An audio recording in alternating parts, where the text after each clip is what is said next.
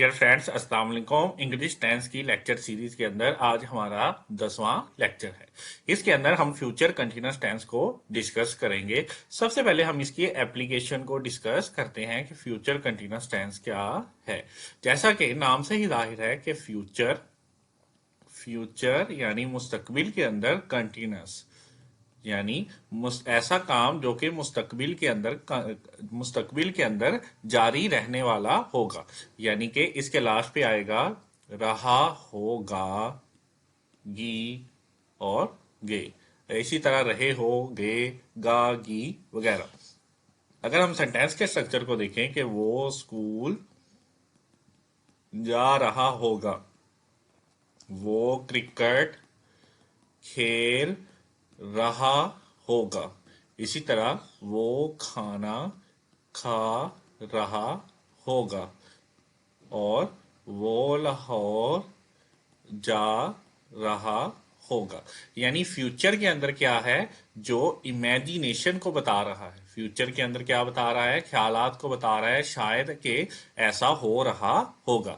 यानी फ्यूचर के अंदर कोई काम क्या है, जारी है। फ्यूचर के अंदर अगर कोई काम जारी हो, उसका इजहार करने के लिए हम फ्यूचर कंटीन्यूअस टेंस का इस्तेमाल करते हैं कि ऐसा काम जो फ्यूचर में जारी रहने वाला है, उसके लिए हम फ्यूचर कंटीन्यूअस टेंस को इस्तेमाल करते हैं। अब हम इसके सेंटेंस के स्ट्रक्चर और मुकम्मल तौर पर हर किस्म की एप्लीकेशन को डिस्कस। इसके सेंटेंस के स्ट्रक्चर को समझने के लिए सबसे पहले हमें इसकी हेल्पिंग वर्ब का पता होना चाहिए और वर्ब का पता होना चाहिए कि इसके अंदर कौन सी हम हेल्पिंग वर्ब लगाएंगे और कौन सी वर्ब का इस्तेमाल करेंगे।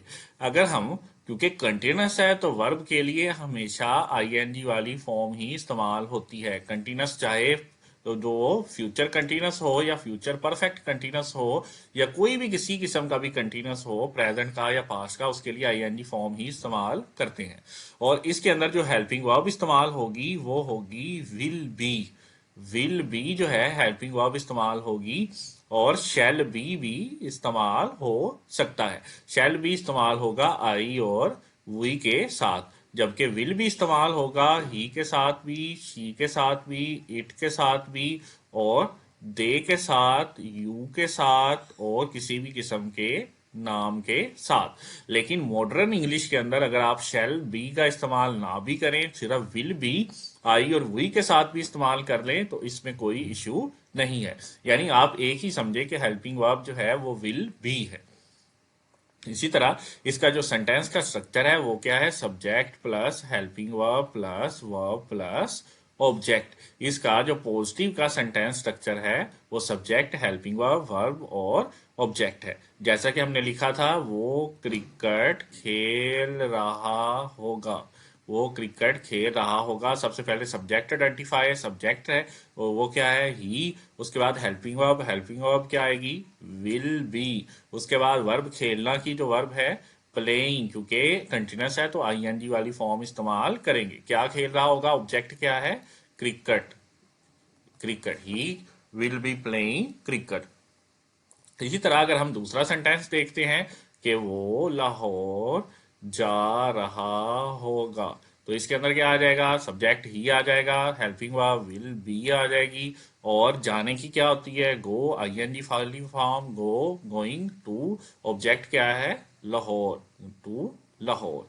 नेक्स्ट हम देखते हैं, वो किताब पढ़ रहा होगा, वो किताब पढ़ रहा होगा। इसके अंदर सब्जेक्ट ही आ गया, हेल्पिंग वर्ब क्या आ गई, विल आ गई, ही विल बी रीडिंग, रीड पढ़ना, आईएनजी वाली form reading, he will B reading a book, वो एक किताब पढ़ रहा होगा।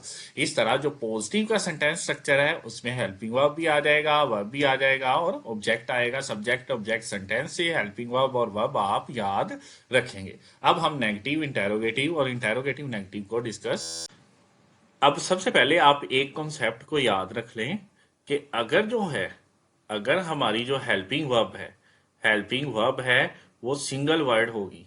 अगर वो हेल्पिंग वर्ब जो है वो सिंगल वर्ड होगी, जैसा कि इज है या एम है या आर है या वाज है या वर है और या हैड है या डू है या डज है, ठीक है, या हैज है या है। अगर हमारी हेल्पिंग वर्ब क्या होगी, सिंगल वर्ड पर मुश्तमिल होगी, तो नेगेटिव और इंटेरोगेटिव सेंटेंस का स्ट्रक्चर क्या होगा, नेगेटिव के अंदर इनके बाद नोट लगा देते हैं, और इंटेरोगेटिव अगर सेंटेंस बनाना हो तो ये शुरू में लगा देते हैं। लेकिन अगर हमारी जो हेल्पिंग वर्ब है वो टू वर्ड पर मुश्तमिल होगी, उसमें दो अल्फाज होंगे, दो वर्ड होंगे, तो उसका जो सेंटेंस जो स्ट्रक्चर है उसके अंदर हमने क्या करना है, जैसा कि हम इसी को ले लेते हैं विल बी। इसके अंदर क्या है, विल और बी।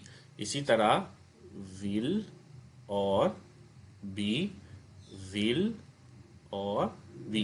इसका अगर हमने नेगेटिव सेंटेंस स्ट्रक्चर बनाना है तो इनके बाद नोट नहीं आएगा, बल्कि इनके दरमियान में नोट आएगा। यानी अगर हेल्पिंग वर्ब टू वर्ड पर मुश्तमिल होगी तो उनके दरमियान में नोट आएगा, नेगेटिव के लिए उनके दरमियान में नोट आएगा, इंटेरोगेटिव के लिए उनके दरमियान में सब्जेक्ट आएगा, और इंटेरोगेटिव नेगेटिव के लिए उनके दरमियान में सब्जेक्ट भी आएगा और नोट भी आएगा। आपने इस कॉन्सेप्ट को याद रखना है। यानी अगर टू वर्ड पर हेल्पिंग वर्ब मुश्तमिल होगी तो उसके बाद नोट नहीं आएगा नेगेटिव सेंटेंस में, बल्कि उनके दरमियान में आएगा। जैसा कि अब हम देखते हैं, अगर हम नेगेटिव का सेंटेंस स्ट्रक्चर देखें तो हेल्पिंग वर्ब के बाद क्या लगाते थे, नोट। जैसे कि वो क्रिकेट खेल रहा होगा, वो क्रिकेट नहीं खेल रहा होगा, तो इसके अंदर क्या है, विल बी है। विल बी के बाद नोट नहीं लगाएंगे क्योंकि हेल्पिंग वर्ब दो वर्ड पर मुश्तमिल है, तो उसके दरमियान में लगाएंगे। He will not be playing cricket, he will not be playing cricket, यानी उनकी हेल्पिंग वर्ब के दरमियान में नोट लगाएंगे। अगर सिंगल वर्ड पर मुश्तमिल होगी तो उसके बाद नोट लगाएंगे। इसी तरह वो लाहौर नहीं जा रहा होगा, वो लाहौर नहीं जा रहा होगा, इसके अंदर हम क्या करेंगे, ही विल नोट, नोट क्या आएगा, इन दो के दरमियान में आएगा, he will not be going to Lahore. इसी तरह वो किताब नहीं पढ़ रहा होगा, he will not be reading a book, he will be not reading a book नहीं होगा, बल्कि हेल्पिंग वर्ब अगर टू वर्ड पर मुश्तमिल है तो नेगेटिव बनाने के लिए नोट हेल्पिंग वर्ब के किस कहाँ आएगा, दरमियान में आएगा, हेल्पिंग वर्ब के दरमियान में आएगा। इस तरह ये जो आपका कॉन्सेप्ट है ये मुकम्मल हुआ। इसी तरह हम इंटेरोगेटिव को भी देखते हैं कि किस तरह सब्जेक्ट उनके दरमियान में आएगा, उनके बाद नहीं आएगा। करेंगे इंटेरोगेटिव का सेंटेंस स्ट्रक्चर, वो क्या होता है, helping verb subject verb plus object. General structure यही होता है। जैसा कि क्या वो क्रिकेट खेल रहा होगा, क्या वो क्रिकेट खेल रहा होगा। सबसे पहले हम क्या देखेंगे, वो ही लगा देंगे। उसके बाद शुरू में हेल्पिंग वर्ब है, अगर हेल्पिंग वर्ब हमारी सिंगल वर्ड पर मुश्तमिल होगी तो शुरू में आ जाएगी, लेकिन अगर डबल वर्ड पर मुश्तमिल होगी तो क्या है, उनके दरमियान में आएगी, यानी सब्जेक्ट के दरमियान में। एक हिस्सा इधर आएगा और एक हिस्सा इधर। ही के साथ क्या आएगा, विल, और यहाँ पे क्या आएगा, बी। यानी अगर दो वर्ड पर मुश्तमिल होगी तो सब्जेक्ट उनके दरमियान में आएगा, विल ही बी। उसके बाद क्या आएगा, वर्ब की फॉर्म खेलना की क्या है, प्लेइंग। आईएनजी वाली फॉर्म इस्तेमाल होगी, आ क्रिकेट। ठीक है, इस तरह ये इंटेरोगेटिव का जो सेंटेंस स्ट्रक्चर है ये मुकम्मल हुआ। इसी तरह हम एक और सेंटेंस देखते हैं, क्या वो कपड़े धो रही होगी, क्या वो कपड़े धो रही होगी। तो सबसे पहले वो के लिए हम क्या लिखेंगे, ही लिखेंगे। लेकिन क्योंकि जो है इंटेरोगेटिव है, इंटेरोगेटिव के अंदर हेल्पिंग वर्ब टू वर्ड पर मुश्तमिल है, तो एक हिस्सा इधर आएगा, विल ही बी। आगे वॉशिंग द क्लोथ। इस तरह ये जो सेंटेंस है ये मुकम्मल हुआ। इसके बाद हम एक और सेंटेंस देखते हैं ताकि हमारी प्रैक्टिस जो है वो अच्छी तरह मुकम्मल हो। क्या उमैर सबक याद कर रहा होगा, क्या उमैर सबक याद कर रहा होगा। उमैर, उसके बाद हेल्पिंग वर्ब शुरू में आती है, लेकिन दो वर्ड पर हो तो इनके दरमियान, विल उमैर बी। आगे याद करना क्या है, रीड करना या लर्न करना, रीडिंग द लेसन लेसन। इस तरह जो है ये इंटेरोगेटिव का सेंटेंस स्ट्रक्चर जो है वो मुकम्मल हुआ। इसके बाद अगर हम देखें कि नेगेटिव इंटेरोगेटिव और नेगेटिव है तो उसके अंदर क्या था, विल सब्जेक्ट के बाद नोट भी आता है। यानी क्या वो क्रिकेट अगर नहीं खेल रहा होगा तो सब्जेक्ट के बाद क्या आ जाता है, नोट। यानी विल ही आगे नोट आएगा, will he not be playing a cricket. इसी तरह क्या वो कपड़े नहीं धो रही होगी तो will he not be washing the cloth. क्या उमेर सबक याद नहीं कर रहा होगा, will Umer not be reading the lesson. इस तरह ये जो है इनका सेंटेंस का स्ट्रक्चर मुकम्मल होगा। यानी कि पहले क्या आएगा, हेल्पिंग वर्ब आएगी इनके दरमियान, और साथ क्या आएगा, इसके अंदर सब्जेक्ट के साथ नोट भी आ जाएगा।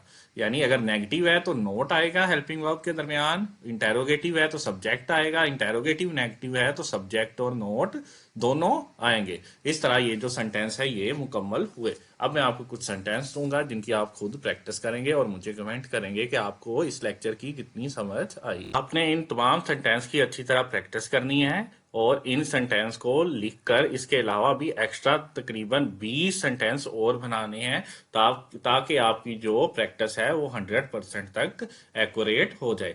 यानी सिर्फ आप अगर किसी भी सब्जेक्ट के कॉन्सेप्ट को सीख लेंगे तो इससे वो सब्जेक्ट आपको नहीं आएगा जब तक आप उसकी मुकम्मल तौर पर प्रैक्टिस नहीं करेंगे। इस तरह आप कम से कम 20 सेंटेंस और बनाएंगे और इसे अपनी रोजमर्रा जिंदगी के अंदर भी इस्तेमाल करें ताकि आपका जो लिसनिंग स्किल है, स्पीकिंग स्किल है और राइटिंग स्किल है वो इम्प्रूव हो। इसे लिखने के बाद मुझे कमेंट कीजिएगा। इब्रार अहमद को इजाजत दीजिए। अल्लाह हाफिज।